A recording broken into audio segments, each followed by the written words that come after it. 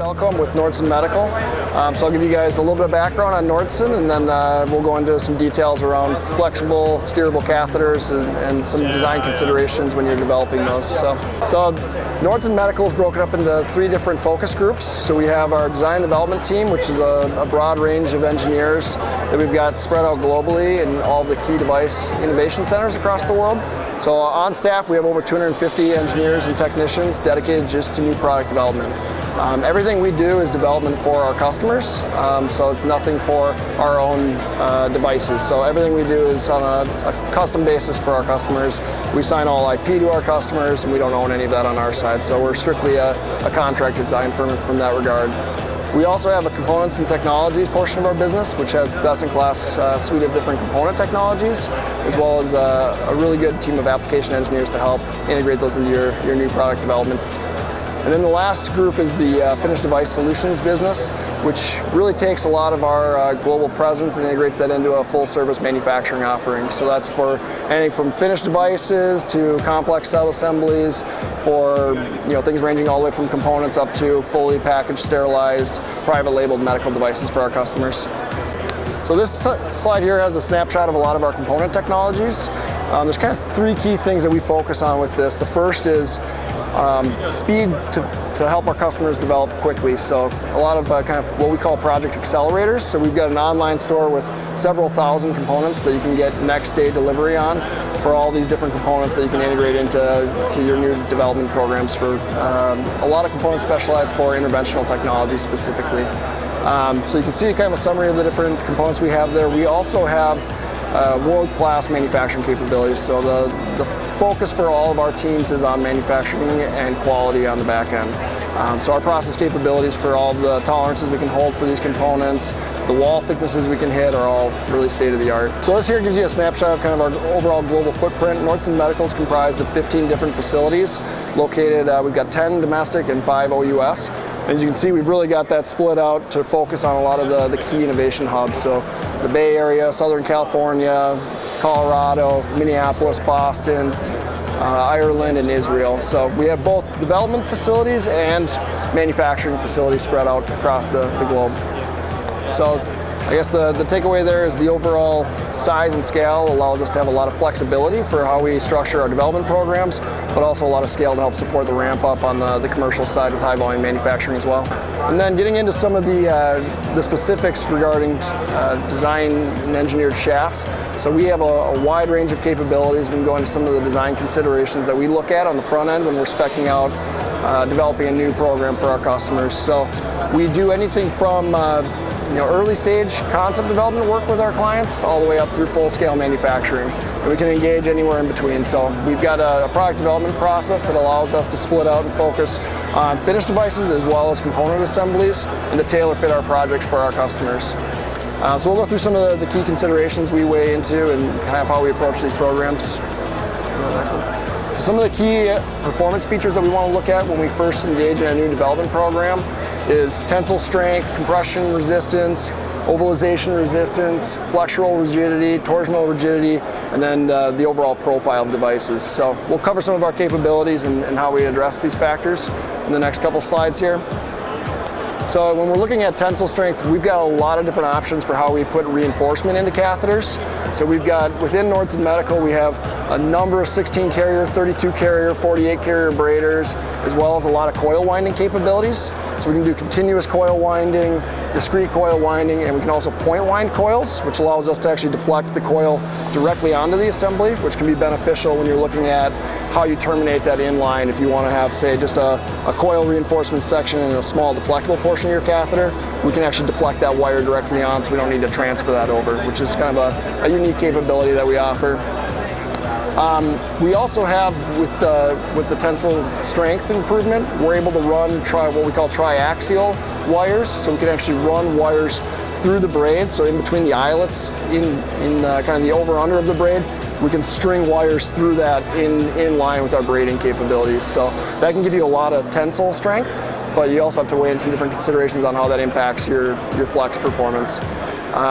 So we can also do, like I said, we have the braiding and coiling. We can do multi-layer, so we can lay up braid and coil, which can come in really handy when you're looking at, say, a delivery system for a structural heart application. If you want to have really high tensile strength, but really good compression resistance for like a push-pull system, that allows us to be able to make devices that are really resistant to compression, so you don't get that buckling effect as well. So outside of that, we also do have capabilities for encapsulation of laser cut hypotubes. So that's another option for a reinforcement. For ovalization resistance, this is another key factor to consider. So the challenge a lot of our clients see is when we're developing the delivery system for their novel technologies, they'll have a lot of concerns with really high deployment forces and really high force to flex requirements. And one key driver for that is having something that's too stiff, too hard to flex.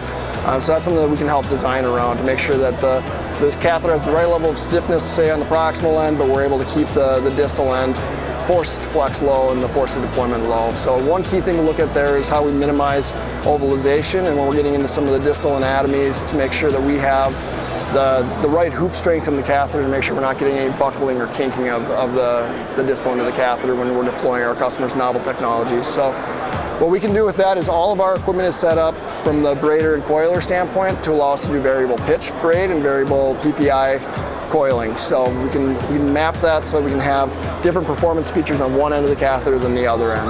We can also use coils to make sure that we have the proper amount of hoop strength on the distal end, but you do lose something in terms of torque response when you move to a coil. So there's different things we can employ with using multiple layers of coils to give you a similar performance to a braid, but perhaps better crush resistance or better kink resistance, tighter bend radiuses. So there's a lot of different options we have. We also run a lot of different wire types, so we can do stainless steels, round wires, flat wires, any different fibers that you would want to use if you have different requirements for like MRI compatibility or things like that. So a lot of different options in the reinforcement front. And then looking at the torsional rigidity, that's kind of the opposite effect, right? We want to make that as stiff as possible typically. So a lot of technologies when we're developing, our customers want to have as close to one-to-one torque response as possible. So we do have a lot of different options in terms of what polymers we can use for laying up these catheter assemblies. So we do all sorts of thermoplastic extrusion in-house. We've got extrusion capabilities in 4 different facilities. So we can do things like PEEK that are really, really rigid that help with torque response, some high durometer nylons and different copolymers. We can also do a lot of different urethanes. And that goes the other way too for the flex performance. We can go really low down to some elastomers that are sub 80A type durometers. So lots of options there. One critical feature that we are able to support is what we call a strike layer. This can be a huge improvement for torque response. So a lot of times where you end up with issues and slippage is you have your reinforcement layers directly over the PTFE liner, and that now doesn't have any of that top layer encapsulating it well. So you kind of run into some limitations with how dense you can get in your wire reinforcement. Once you get up to the 60-70% surface area coverage, it really becomes a challenge to get good lamination between those layers. So what we're able to do is actually put a really, really thin skin layer of thermoplastic material on top of the PTFE liner. And what that allows us to do is lock that braid or coil reinforcement in between two like materials, which actually gives you a significant improvement in the torque response of the system as well. So that's a summary of that. And then for the flexural rigidity, as I said, this kind of is counterintuitive for how this plays off of the torque response. So as you're getting stiffer and stiffer materials, you start to lose stuff on the flex side. So what we have is a software tool that we use called Simshaft. And what that does is it allows us to get some quantitative data on how we anticipate these different key performance features playing out when lined up side by side with one another. So it allows us to kind of create a baseline and then look at quantitatively how do we think that a change to that design is going to impact the performance of the catheter. So that allows us to really get a good understanding before we kick off and start doing development work, how we think the results are going to play out when we stack up the torque response, the tensile strength, the kink resistance, the flexibility of the system. It allows us to have a really good datum and starting point for how we want to start developing those systems. And then lastly, the profile. I mean, everybody wants to keep making things smaller and smaller, so that's always a limit we're pushing. And I mentioned earlier, we do have a lot of investment and focus on making sure we've got state-of-the-art manufacturing capabilities for laying things up, having very, very thin-walled offerings for our customers, but also having the process capability to be able to repeat that and transfer that into manufacturing. So these are some of the key features we look at when we're developing a new reinforced shaft.